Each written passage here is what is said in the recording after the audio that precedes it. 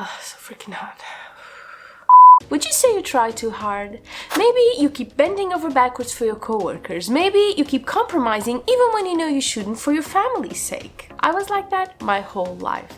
A people pleaser, an overachiever. I would do and be whatever was needed to make other people happy, no matter how hard it was for me. But it only made things worse, and I thought I was done with all that, I thought I had outgrown it or something, until I realized that in fact my attentions were just being driven elsewhere, with tragic results I might add. Here's my sad plant story. Plants are awesome. In the 2 years we've lived in this apartment, I've had hydrangeas, daisies, fuchsias, petunias, sunflowers, 7 kalanchoe plants. I've also had tomatoes, basil, mint, peppers, and arugula? You know what I mean.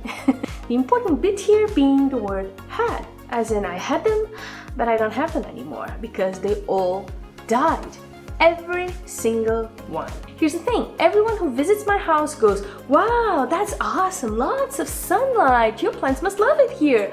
But they don't love it at all. They hate it. They die in protest or something. True story. And it's always the same thing. It starts out fine when they come from the nursery, but then they just start getting these bugs. I even got larvae at one point. And what happens is always pretty much the same. The plants just get weaker and stop growing, and nothing I try seems to make a difference. And to make things worse, everyone in my neighborhood has these luscious, healthy looking plants, not to mention the ones in the public flower beds.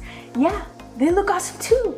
It's like the plants I care for so carefully die, whereas the ones that pretty much take care of themselves thrive. What's up with that? So here I was, done with my heartbreak, no more plants for me.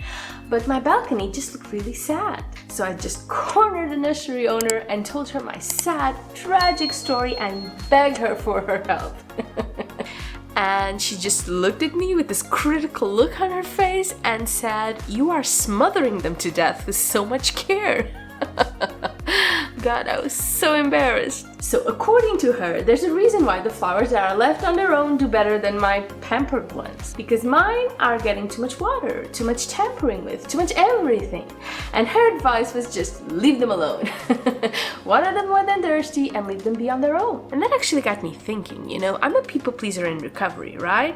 So maybe I'm a plant pleaser as well? I mean, how many relationships did I ruin because I overcared the crap out of them?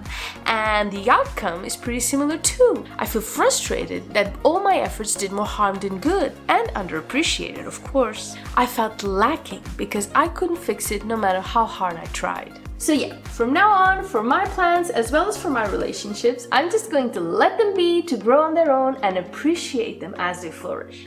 So wish me luck, and I'll see you later.